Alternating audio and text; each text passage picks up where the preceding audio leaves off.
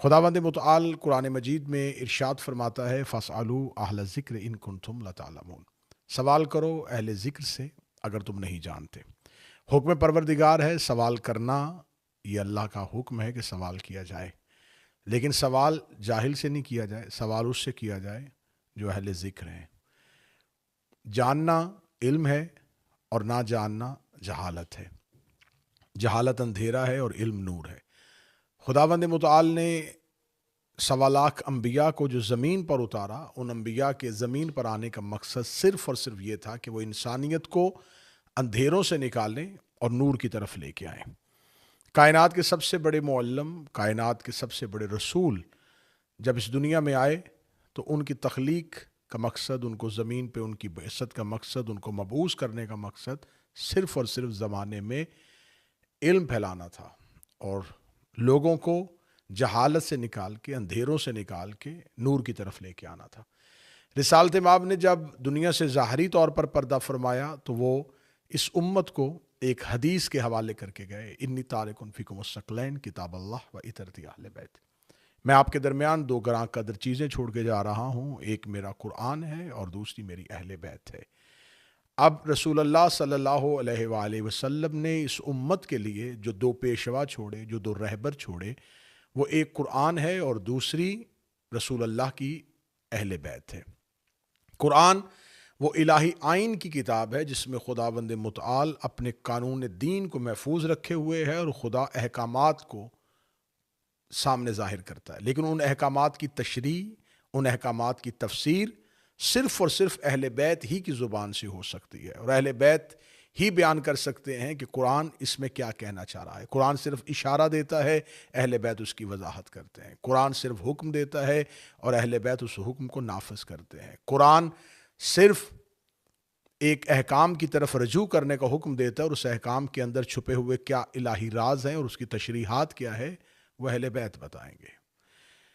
اب اس کا مطلب ہے کہ اگر آج کسی نے اسلام کے بارے میں جاننا ہے تو اس کے سامنے 2 چیزیں ہونی چاہیے، یا قرآن ہوگا یا اہل بیت ہوگا۔ قرآن سے جو نکلے چیز اسے آیت کہتے ہیں، اور جو اہل بیت اپنی زبان سے ارشاد فرمائیں اسے حدیث اہل بیت کہتے ہیں۔ اب ہمارے مکتب مذہب آل محمد علیہ السلام کا یہی وتیرہ ہے کہ ہم یا قرآن کی طرف رجوع کریں گے اور قرآن کے اس معنی کو اہل بیت کے فرامین سے تلاش کریں گے، اور اہل بیت ہی ہمیں اللہ کے اس کلام کی تشریح بیان کر کے بتائیں گے۔ اب اس وقت جو موصوف پاکستان کے دورے پہ ہیں وہ پاکستان میں مختلف جگہ پر اجتماعات کر رہے ہیں، اور اجتماعات میں ان کا ایک ہی دعویٰ ہے فَاسْأَلُوا، سوال کرو مجھ سے۔ تو یقیناً ان سے سوال کرنے والے طالب علم ہیں، وہ علم کے بارے میں جاننا چاہتے ہیں، وہ اپنی جہالت کا اعتراف کرتے ہوئے ان کے سامنے اس لیے بیٹھتے ہیں کہ ہم وہ پوچھیں گے جو ہم نہیں جانتے۔ اب وہ اپنے ان اجتماعات میں ان کو قرآن کی طرف رجوع کرنے کا حکم دیتے ہیں اور قرآن سے مختلف سوالات کے جواب دیتے ہیں، لیکن اس شخص کی ذہنی عکاسی تو اسی دن ہو گئی تھی جب اس نے یزید کو رضی اللہ کہہ دیا تھا، تو اس کا علمی قد تو یہیں سے پتہ چل گیا، اس کی حیثیت تو یہیں سے پتہ چل گئی، اس کی علمی خیانت کا تو یہیں سے اندازہ ہو گیا کہ وہ فکری دہشت گردی کی اس نے، کہ اس نے کائنات کے سب سے بڑے دہشت گرد کے ساتھ رضی اللہ کا ٹائٹل لگا دیا۔ تو یہاں سے اس کی ذہنی پستی کا اندازہ ہو چکا تھا کہ وہ موصوف جو ہیں وہ اہل بیت علیہ السلام کے بغض میں، اہل بیت کی دشمنی میں کس حد تک پستی میں گرے ہوئے ہیں۔ لیکن وطن عزیز پاکستان میں سرکاری مہمان کے طور پر انہیں اس اعزاز سے نوازا گیا۔ انہوں نے مختلف اجتماعات میں گئے، انہوں نے اپنی تقاریر کی، ان میں تقاریر میں مختلف قسم کے ان سے سوالات کیے گئے، جیسا کہ ایک خاتون نے بھرے مجمع میں ان سے سوال کیا، اور اس خاتون نے اتنے مردوں کے ہجوم میں پاکستان کے اسلامی معاشرے کے اندر ایک ایسی برائی کا عورت ہو کے تذکرہ کیا جس کا تذکرہ یقیناً ایک اتنے بڑے اجتماع میں کسی مرد کے لیے کرنا بھی مشکل تھا۔ لیکن اس عورت نے امر بالمعروف اور نہی عن المنکر کے اس اصول کو سامنے رکھتے ہوئے اسلام کی فلاحی ریاست کے اندر اپنے علاقے میں موجود اس نے تعارف کروایا کہ میرا تعلق جو ہے وہ ایک ایسے قبیلے سے ہے، میرے اس قبیلے میں، میرے اس علاقہ میں یقیناً ظاہری طور پر تو مسلمان موجود ہیں جو اسلام کو اپنے اوپر ظاہری طور پہ نافذ کرنے کا دعویٰ تو کرتے ہیں اور عورتوں کو پردے میں رکھا جاتا ہے، لیکن وہاں پر ایک ایسی برائی جو بچوں سے جنسی زیادتی کی طرف ہے، جسے پیڈوفائل کہتے ہیں، اس کے مختلف قسم کے کیسز ہیں، اس کے مختلف قسم کے واقعات ہیں۔ تو موصوف کو اس عورت کی بہادری کو داد دینی چاہیے تھی، اس کی جرت کو داد دینی چاہیے تھی کہ آپ نے ایک معاشرے کی ایک برائی کی طرف اشارہ کیا، توجہ مبذول کروائی، لیکن شاید وہ اخلاق سے عاری شخص یہ بھی نہ کر سکا کہ اس عورت سے بات کرنے کا اسلام میں کیا حکم ہے۔ جو یتیم بچیوں کو ایوارڈ دینے سے تو اس لیے گریزاں ہے کہ یتیم بچیاں کیونکہ بالغ ہیں اور بالغ کے احکامات ہیں، تو نامحرم کے احکامات کے تحت وہ ان کو ایوارڈ نہیں دے سکتے، جبکہ انہوں نے شاید قرآن میں یتیموں کے حقوق نہیں پڑھے۔ جہاں خدا نے نامحرم کے لیے احکامات رکھے ہیں، تو وہاں خدا نے تو اسلام میں قرآن میں لونڈیوں اور کنیزوں کے لیے بھی احکامات رکھے ہوئے ہیں۔ خدا نے تو ان کے تحفظات کا بھی خیال رکھا ہوا ہے۔ یتیموں کے لیے تو اللہ بار بار حکم دے رہا ہے کہ یتیموں کے ساتھ حسن سلوک سے پیش آؤ، بار بار قرآن اس کی طرف اشارہ کر رہا ہے۔ مسند احمد میں رسول اللہ کی وہ حدیث آج بھی موجود ہے کہ رسول اللہ نے فرمایا جو کسی یتیم کو پالے وہ میرے ساتھ بہشت میں ایسے ہوگا جیسے میرے ہاتھ کی 2 انگلیاں۔ پھر ایک جگہ پر حدیث ایسے نقل ہوئی اہل سنت کے یہاں کہ رسول اللہ نے فرمایا جو کسی یتیم کے سر پہ ہاتھ پھیرے تو اس ہاتھ کے نیچے جتنے بال ہوں گے اتنے ہی اس کے گناہ معاف کر دیے جائیں گے۔ یہ تمام احادیث جو برادران اہل سنت کی کتابوں میں لکھی ہیں وہ یتیموں کے حق کے بارے میں ہیں۔ تو ایک طرف تو وہ صاحب جو ہیں وہ یتیموں کو دعا اور ایوارڈ دینے سے بھی اجتناب کرتے ہیں، جبکہ دوسری طرف ان کا چہرہ یہ ہے، ان کی دوہری پالیسی یہ ہے کہ وہ ایک خاتون اینکر کے سامنے اپنے ننگے ٹخنوں کے ساتھ مسکراتے ہوئے چہرے کے ساتھ جواب بھی دے رہے ہیں، کیونکہ اس میں ان کو فیم مل رہا ہے۔ شاید وہ یتیم بچیاں ان کے لیے وہ سب کچھ نہ کر سکتی جو ان کی بات پہنچانے کے لیے ایک خاتون اینکر کر رہی ہے۔ لیکن اب جب ایک بھرے مجمع میں خاتون اٹھتی ہے اور وہ اٹھ کے سوال کرتی ہے تو اس کی جرت کو، اس کی بہادری کو داد دینے کی بجائے وہ سریعام اس عورت کی تذلیل کرنی شروع کر دیتے ہیں، اور بار بار وہ عورت اعتراف کرتی ہے کہ شاید مجھے اپنا سوال پہنچانے میں غلطی ہوئی ہے، میرا سوال کرنے کا مقصد یہ ہے، اور وہ اس سے معافی کا مطالبہ کر رہے ہیں، جبکہ وہ یہ نہیں جانتے کہ پاکستان میں